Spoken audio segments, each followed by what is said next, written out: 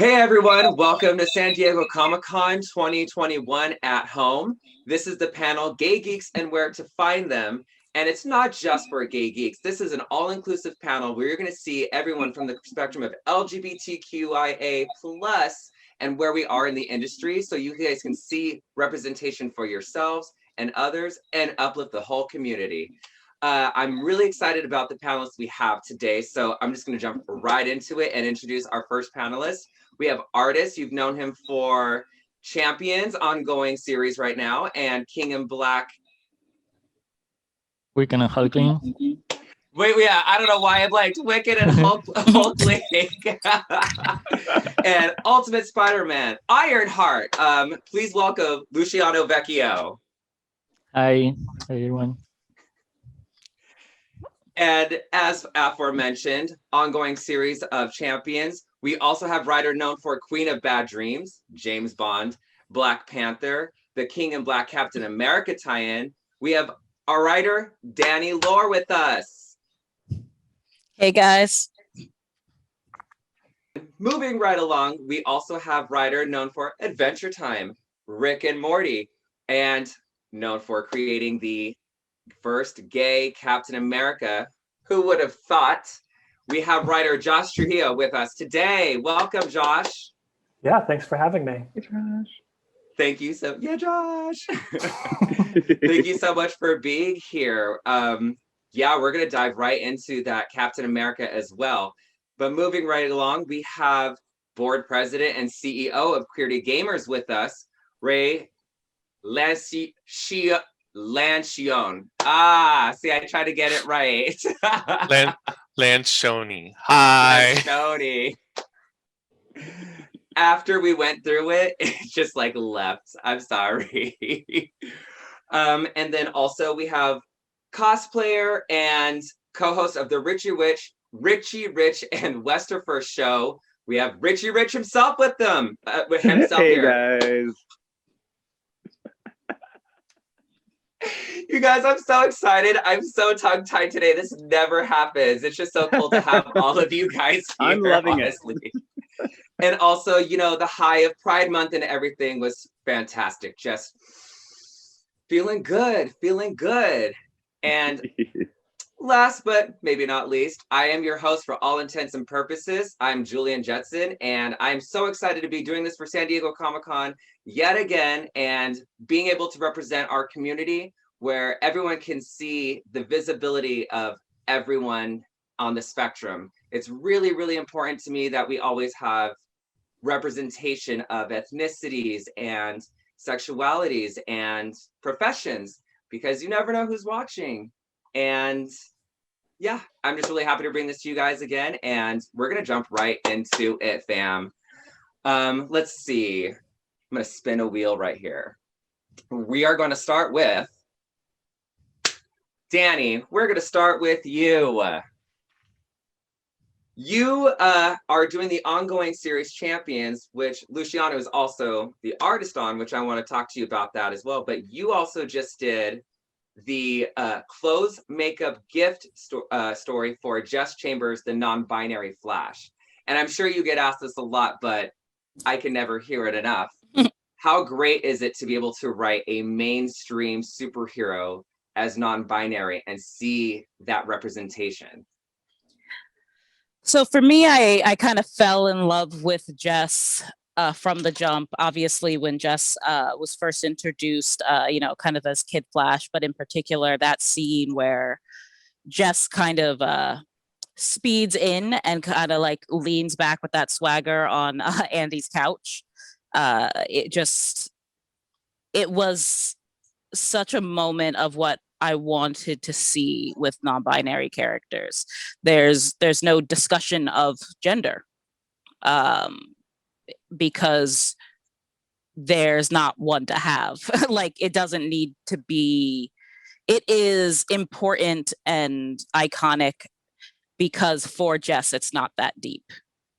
And it feels really fun to write not only a speedster, because I adore all the speedsters so deeply, but Jess who in a lot of ways already, with the small amount of canon we have, feels so relatable to me. You know, it's not just that Jess is a non-binary character, but there's certain moments where you find a character, especially as like queer readers and queer creators, where the amount of characters in the mainstream for us is growing, but there's that moment where you hit on a character that feels like home.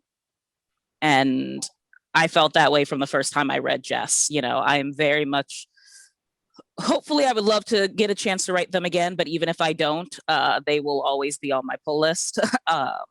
And I am so excited that the momentum has changed so much to have space for that, have space for them, have space for their joy and their drama without the drama having to be figuring out who they are in that way. I love that. I really love the story because it was such a great representation of how Jess is as non-binary when they're trying on the clothes and putting on the outfit, and there's the different looks. It was just really, really fun, which I really love because as a stylist, I see that happening a lot in fashion now. And I know you were a big fan of makeup. You're a makeup today. You're a flash makeup today. Amazing. I love all your makeup looks every time you post them. Was that something that you got to bring to Jess particularly? Because I noticed the emphasis on that, and I really felt like that was really you kind of shining through, and I really enjoyed that. So a really fun little fact about the story is I knew I wanted to do the clothing scene because it was really important to me to establish that non-binary does not mean 24/7 mask, like kind of this like neutrally masked thing that I think happens a lot in media, because that's not who we all are.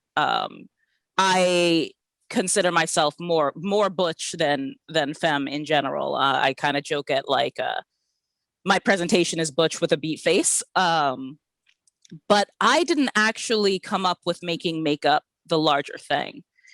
When I proposed doing the fashion thing, Lisa asked if we could have a beat about makeup. And for me, that was really exciting because, like you said, that's something that's very important to my identity. I think that not learning how to do makeup, but separating makeup from femininity in a certain way, or from gender in a certain way, for me, allowing myself to just kind of indulge in it was really important, kind of as in like my well-being and like mental health in a really big way, and absolutely helped me survive COVID as like I spent the first couple of months like kind of really playing with a lot of makeup that I normally wouldn't wear in public. So when Lisa was like, "Can we do something with makeup?" I was like, I guess we're having a fight in not Sephora now. That's what's happening. And I just kind of jumped to it from there. But it was really this moment of Lisa and I being really excited to work together and kind of play with what the other's good at, I think, in the same way that like when I found out that it was Lisa, I was like, oh, then I'm definitely doing the fashion thing because, you know, like I know that Lisa will be able to kind of take it and go. It was it read across really well. It made it very relatable. And also the idea of having the mental list, which I think is also great, not just for like the quality of speedsters, but also just average people that always have to make mental lists of, you know, clothes, makeup, gifts as they're getting ready for their date, which I love. Clothes, makeup, gift, clothes, makeup, gift. Do I have time to stop this mugger? I have time. I'm a speedster. I thought the idea of how just the thought process was really relatable. I thought so, at least, because I do the same thing before I leave the house. Every time it's phone, wallet, keys, phone, wallet, keys. Cool, I'm ready to go. What did I forget? No, I got it. I got it. So it was really enjoyable to see. I love when people can write how real people kind of think and react. And I really get that from your writing. It really shines through. Thank you. For that story in particular, flashes were kind of the place where I could easily explain to other people what ADHD felt like. I didn't get to be diagnosed until I was older, but especially Wally, when like he would be doing a million things and then he'd be done before his microwave stuff happened, or his inability to, because they move so fast, it's harder for them to be on time because their concept of time and chronology exists like kind of in a different way. And for me, that was very much my experience before I was able to get treatment. So, you know, very much, I remember sitting and trying to explain, I don't know how long 5 minutes is, and I don't know how much can be done in 5 minutes. And because on one day, 5 minutes, like I could lose like an hour or 20 minutes of time in one seating position, or I can have finished 40 things and it's 15 minutes past. And I always found like seen with the flashes, and it's also they have to cope with how they maneuver that in the real world, even though it is considered as like part of their superpower. They do have to figure out how to adjust and maneuver in a world that doesn't see speed and time and chronology in the same way. And that's kind of something I think is important, is like one of those things that comes with the suit and the power, and not like, and the superpower, not just with the individuals who wear the suit. I completely understand, and thank you so much for opening up about your struggles with ADHD, because I also have struggled with ADHD since being in middle school. So like just hearing that, it makes me feel obviously more relatable to you, and obviously how you wrote Jess, and it's maybe that's why I really related. And seeing that, I agree with the speedsters. It's very that same kind of ADHD thinking. So thank you for speaking about that, because it is an important aspect in a lot of people's lives, obviously mine as well. I'm gonna move on, since you're working on the ongoing Marvel series Champions with Luciano, Luciano, I've been following your artwork. Oh my gosh. I feel like Deviant Art Days, it's been so long that I've been following, and it's been so amazing seeing your journey, getting to do all your fan art, and now just adorning the interiors and exteriors of comic books and getting them into these people's hands. How does that feel to have that whole journey, just have all these opportunities? It feels incredible. I mean, I've always been working for a long time, but I'm doing now professionally what my field of interest was in fan art and like doing stuff for fun. For years I focused on putting queer characters in the spotlight and drawing them all together and as community, not as individuals only.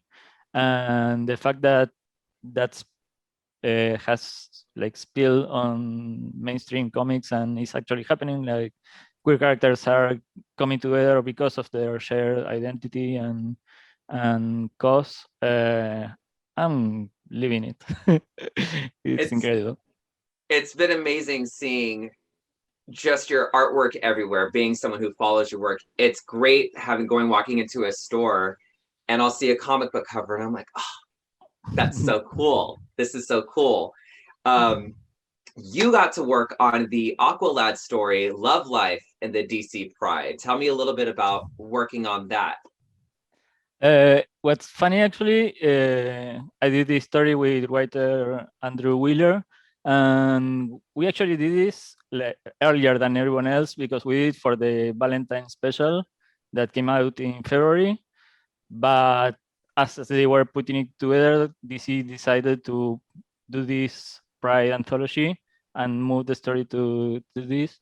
So that was like a very happy surprise. I mean, on one hand, I like the fact that we were doing this story for a different special, you know, Valentine with a different audience and a different timing, because I think it's important also to have these kind of stories out of Pride Month. But the fact that they were putting together this whole anthology with everyone in it, it is amazing. And the story itself, I mean, I always liked Aqualad since Young Justice first came out in TV. I used to work, I did a few issues of the Young Justice comic, the cartoon series adaptation. And I wanted to have Aqualad in the DC universe look more like Calderon, because Jackson and Calder are the same person, but they're kind of different characters in TV and the comics, and I wanted to bring them closer together. And I had the chance to draw a lot of people, and Extraño in an outfit I kind of tweaked my way with a bigger poncho and more herrings and ornaments, and having kissing Tasmanian Devil, which never happened on page before, and little things like that. I squeezed like a redesign for Shining Knight. So what happened is pretty much the first apparition on page of the JLQ concept that Andrew Wheeler is pushing. So I'm super happy and excited about having done this. I want to talk a little bit about your character design for Somnus, aka Caro Valentino, who's going to be on the cover, who is on the cover of Marvel Voices Pride. Again, with all of your characterizations that you got to do in the border and have him be centerpiece, it looks amazing getting to see you do all that representation. I actually didn't know there were that many Marvel LGBTQIA characters until you put it all like that. And I went, oh, wow, there's a gang of us. I love this. And there are even more that didn't fit. Oh my goodness. I can only imagine how many more there are. His outfit is amazing. I'm going to say that he's going to give Storm a run for her money as best dressed mutant, because that look was amazing, my friend. Thank you. I'm happily surprised about that. It's the first time I get asked to design a character that I will not draw myself in the story, because I had to design him for the cover before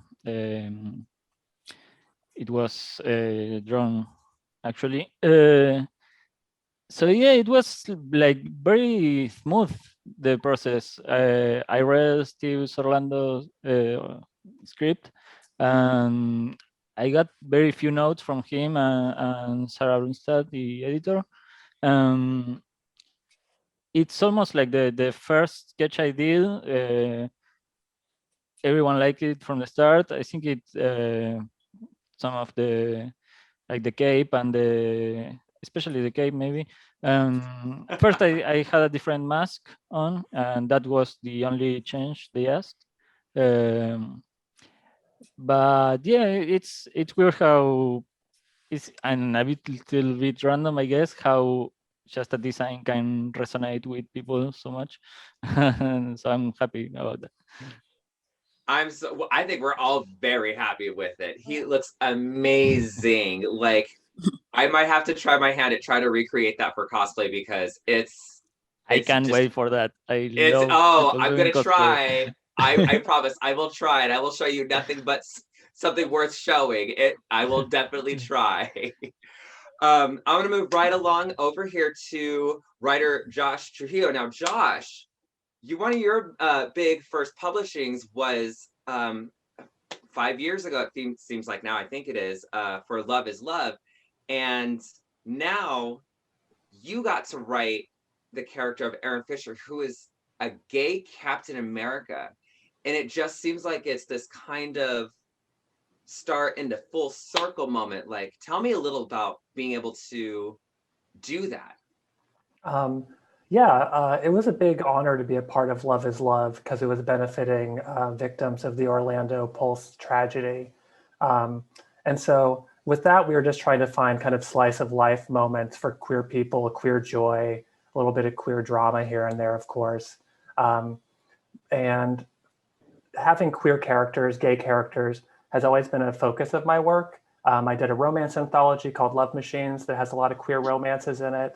And even in Adventure Time, I kind of leaned in very heavily to Marceline and Bubblegum and that sort of thing. With this Aaron Fisher character for Captain America, it was like a huge honor and thrill because it's coming out during Pride Month, but it's also celebrating Captain America's 80th anniversary, which is crazy to think about. Yeah. So I tried to think carefully and kind of angle it that he was a character that honored kind of the Steve Rogers mantle and also spoke to kind of social issues that we're dealing with today. Visually, he's kind of a cross between Bucky and Steve's love child and Mamma Mia, what with the overalls and everything, which is not a dig. I love Mamma Mia a little too much. But I was just looking for, what a modern kid from Brooklyn who wanted to do right by his community kind of looked like and felt like. And that had a little bit more tension and edge that I was excited to write for. And I love that he's also from Brooklyn, where Steve is from, right? Well, he's from Missouri, I will say, but he gets around. Okay. Gets around on those trains, you mean? Yes, he is the Captain America of the railways. Yes. Such a great story and so important right now too. It gets better, we say, but I still feel like that some of these youth, they still struggle with their identities. And I was always excited to see a Black Captain America, and we got that this year in the MCU with Sam Larson. We had him in the comics, but we were so unsure, like, are they going to give it to him? And they did, and I thought it was not, could get any better than that. And then we get the announcement of a gay Captain America. It's just, it's groundbreaking, and it's so special, just so special. And all the Captain Americas that are being showcased are just amazing because they're showing so much representation. Are you going to be able to continue writing for this character? Oh gosh, I hope so. You ask any comic writer and they're like, we'll see. I think the reaction has been really positive, not just for Aaron Fisher, but for the other Captain Americas in the miniseries. We've got Michelle Wright, we've got Joe Gomez, and we've got Ariel Abgayani. I'm messing up on the pronunciation there. But I'm hoping we'll see a whole bunch of them team up and kind of filter out into the Marvel Universe. And he's already on some variant covers, so I feel like he's made it. Yeah. And also, the outfit is also very fierce. I'm actually already working on it. It just was not ready in time to show you today, but it will be soon. And I promise to send that cosplay to you as well. Wow, I got a lot of cosplays. I gotta be finishing up. Jan Bazaldua and I, the artist, really thought hard about trying to make the costume accessible because he's just a regular kid who lives, on the run, on the streets. And we wanted something that kind of represented that more than like a super suit. More of that streetwear, like real, like, oh, I was able to grab this, paint it, and go. Yeah, I looked at a lot of like kind of East Coast street fashion and stuff like that. Oh, references. I love that.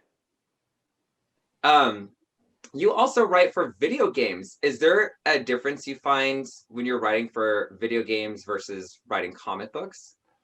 Yeah, so in a comic book, it's me, the artist, an editor, maybe a second editor if we're lucky, and then it comes out. In a video game, I write a joke for Rocket Raccoon. My boss has to think it's funny. My boss's boss has to think it's funny. The voice actor has to think it's funny, the director. So 100 people have to filter through it. So it's a little bit like it's a huge collaboration. Whereas in comics, I feel like it's a little bit more personal. The trick for video games is always trying to find a way to sneak the personal to the finish line.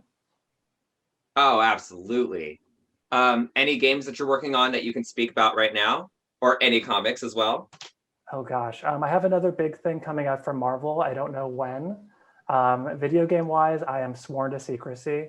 But I have a nonfiction queer history book out next year about a gay general who served under George Washington. True story.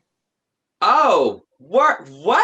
Fierce. What? Tell us a little bit about this if you can. Sure. His name is General von Steuben. He's from Prussia, and he kind of lived fabulously. He had this long white cloak carried by beautiful boys. He had a really ill-behaved dog, and he was just obsessed with kind of status. And that kind of led him to America so he could prove himself. And he didn't live in the closet. There wasn't really a closet to hide in back then. But he lived like very fearlessly. And we look at a lot of people like pre-1950 and we go, were they really gay, or are we kind of reading between the lines here? For this guy, he was in a throuple. He had many male lovers that are pretty well documented. This guy was gay before gay. And so I'm very excited to kind of tell the queer side of his life for the first time. Oh my gosh, that sounds like I'm reading this book, obviously, for sure. That's amazing. It's almost like an old school gay Captain America. Is Aaron really the first? It's true. Maybe he was the original gay Captain America. Maybe he was. He was the pioneer for all of us. He showed us we could live lavishly. Moving right into video gaming, Ray, you are the CEO of Queerty Gamers, which is a nonprofit 501, and you guys have a platform where you showcase all of these LGBTQIA gamers through Twitch. I think my phone goes off at least once a day with Twitch going live with one of your amazing volunteer streamers. Talk to me about like how that came about and wanting to offer this platform and see how it's grown so much. Yeah, absolutely. So the organization really rooted from a Facebook group back in like 2015, where we created the safe space for Minecraft players. And over the years it evolved. We eventually started raising money for other nonprofits like the NCLR, National Center for Lesbian Rights, the Trans Latina Coalition. And then one day, one of our community members asked if we wanted to become a nonprofit of our own. And so it just kind of really fell in my lap. My whole life, I really didn't know what I wanted to do. And then this came along. I was like, sure, why not? So, Paul Hastings and our friend Joel helped us file for 501c3 status, and we became an organization in 2018. And the platform itself has changed as well, especially with COVID-19 pandemic. We went from mostly all physical to all digital within a span of like a month after everything started closing down.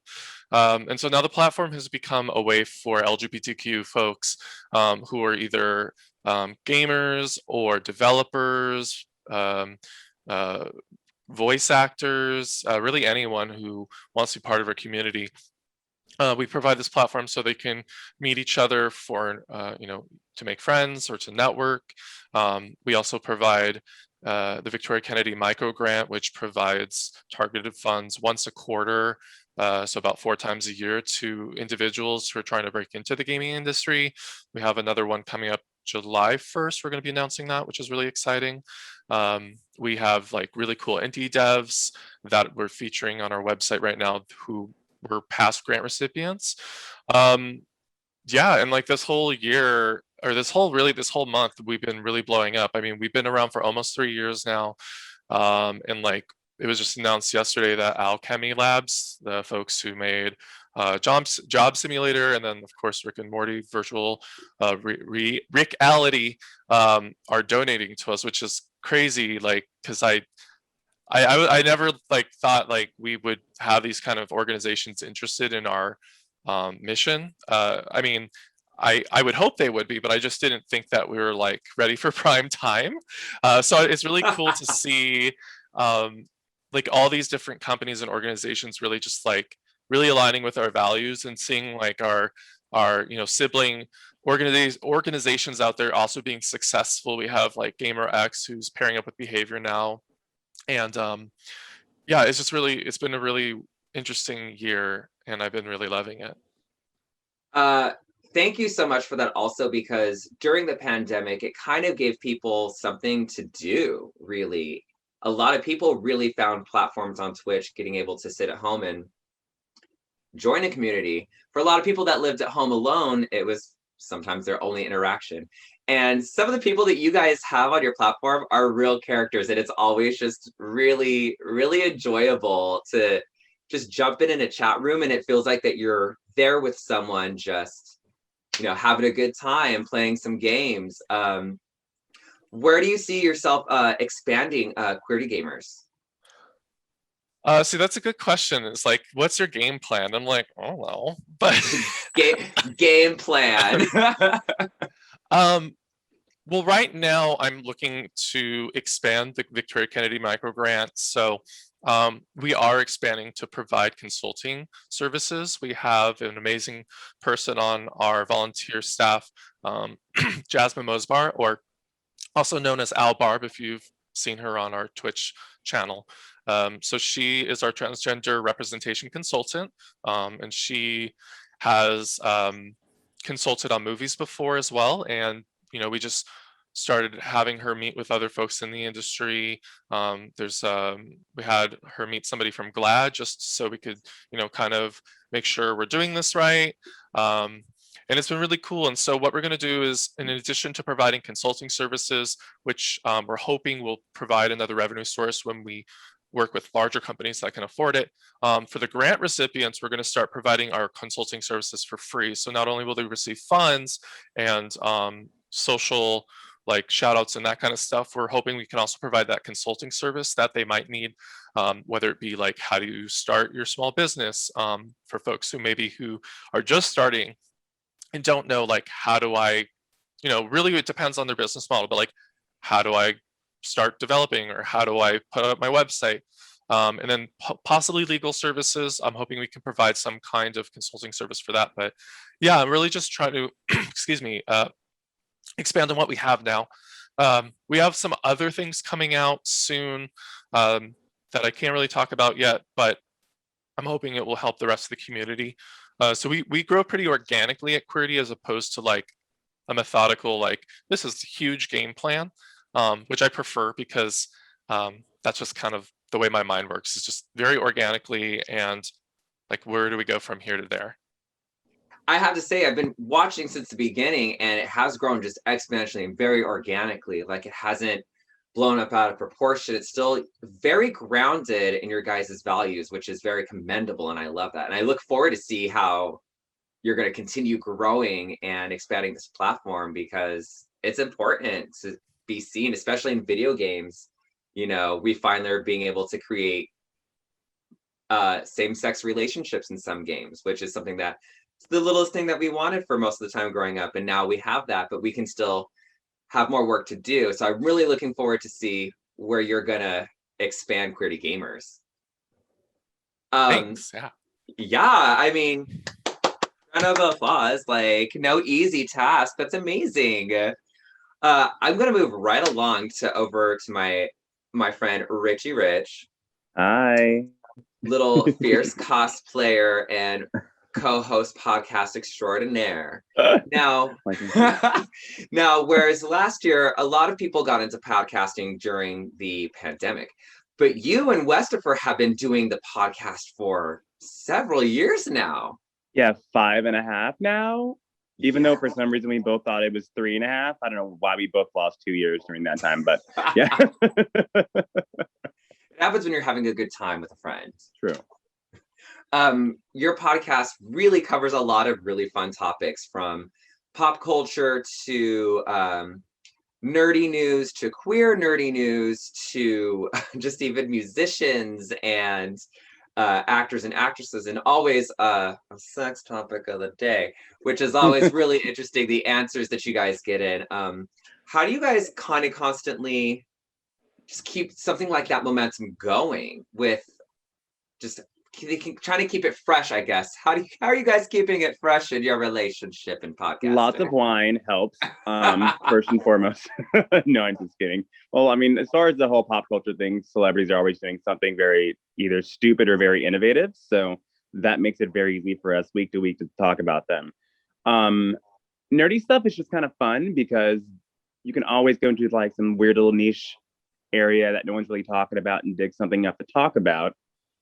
And as far as the sex questions, our listeners are all over that. They're spewing us for talk about this next week and talk about this next week. And how about ask this question, and sending pictures and videos sometimes that we did not ask for.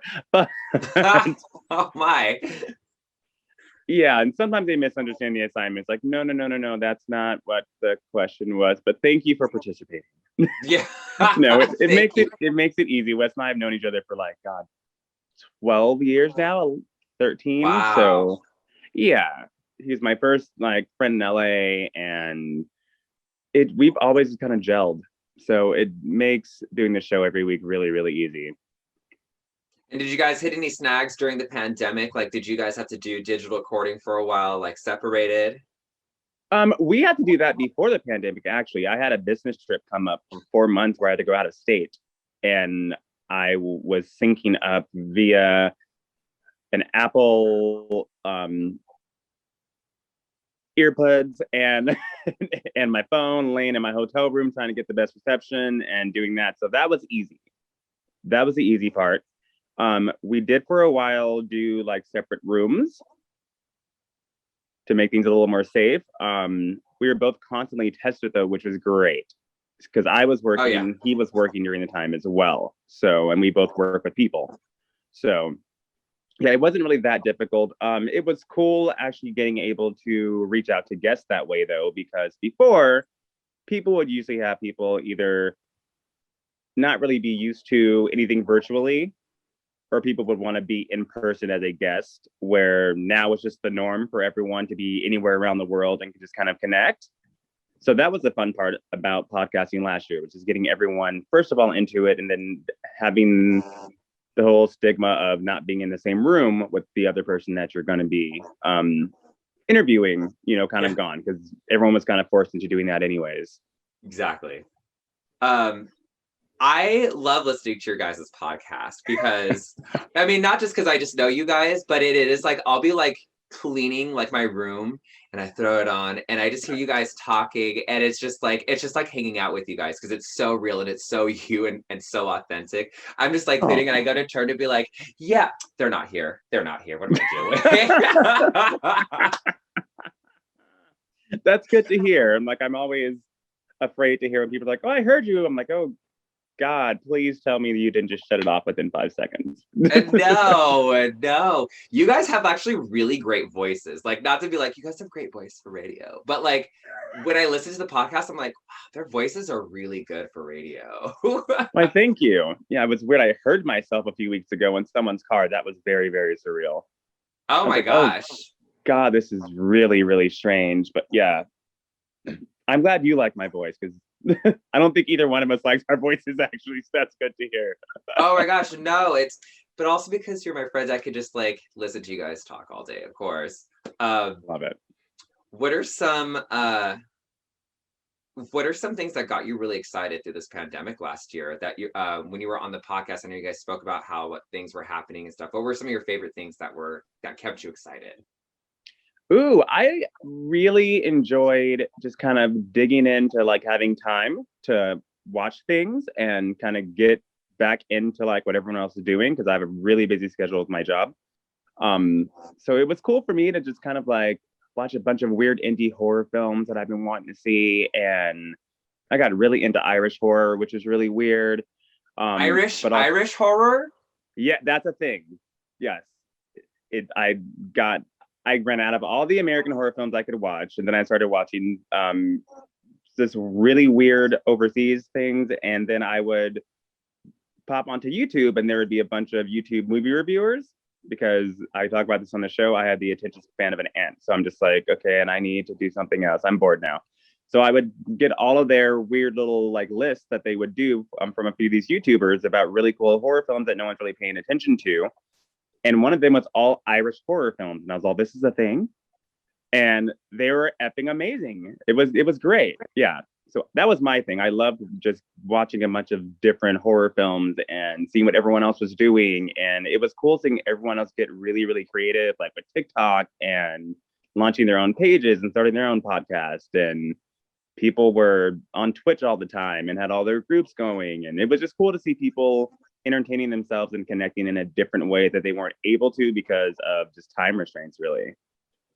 Exactly. That's amazing. It was really struggling to get through this past year, but I do want to say a big thank you to everyone here, because every one of you contributed to helping people pass the time and get through their days when we were not feeling great, whether it was through your artwork or your writing or watching on Twitch or listening to your podcast. Thank all of you for being creators who are contributing to the world and to our community. It's this last year, I think, really showcased how important it was that we have things like art and entertainment and music, because humans, we start to lose it if we don't have these things. I do want to take a moment and say thank you again to all the panelists. You guys are amazing.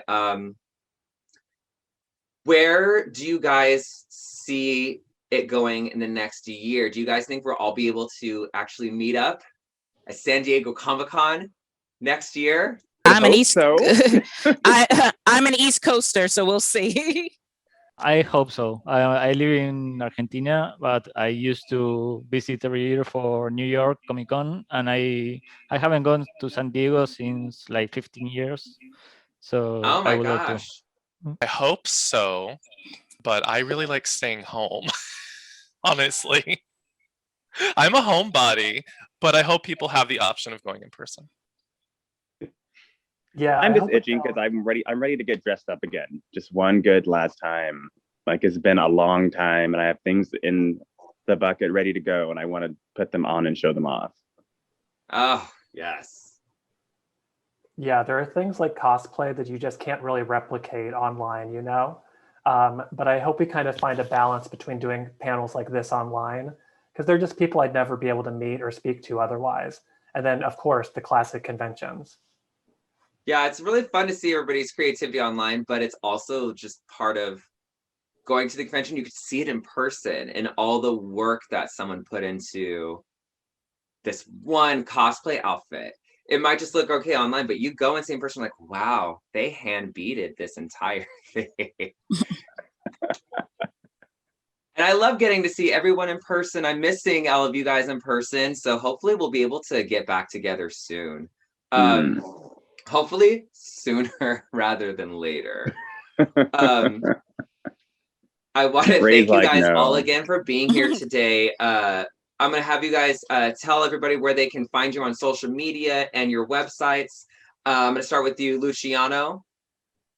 I'm Luciano Vecchio is my handle, or Luciano Vecchio Art on Instagram, Luciano Vecchio on Twitter, and I post the same stuff everywhere. So if you Google me, you'll find me.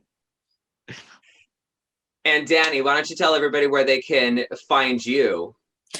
You can usually find me on Twitter, but also Instagram. My handle on both is WereDawgz, WereDawgz. And I am incredibly online, so you'll probably end up seeing me. And how about you, Josh? Sure, you can find me at joshtrujillo.com or at LostHisKeysMan. And you can thank the other Josh Trujillo for why I don't have that handle. Oh my gosh. Okay. And Ray, why don't you tell people where they can find you? Well, I don't use social media a whole lot, but I'll tell you where you can find Queerty, QweertyGamers.org. We even bought the domain QweertyGamers.com. That's QWEERTY. So like QWERTY keyboard, but with an extra E. And we're on every social media platform, Twitter, Twitch, Instagram, etc. And make sure you turn those notifications on. And Richie, why don't you tell people where they can find, where they can listen to your podcast and find you on Instagram and everything? You can find us anywhere you make it easy. Twitter, Instagram, and Facebook. Richie and Wes is Richie with a Y, because there's another Richie with an IE in Wes that has much. So I feel your pain, Josh. So we had to do a quick modification on that. But yeah, Richie and Wes on all platforms. You can find us. All right. And then you can find me on Instagram at Julian_Jetson. I like to post lots of fun styling and dress up. That's what I do. I dress up. Thank you guys so much for being here again. And thank you to all the viewers who tuned in for San Diego Comic-Con at Home 2021. Have a great rest of your Comic-Con experience.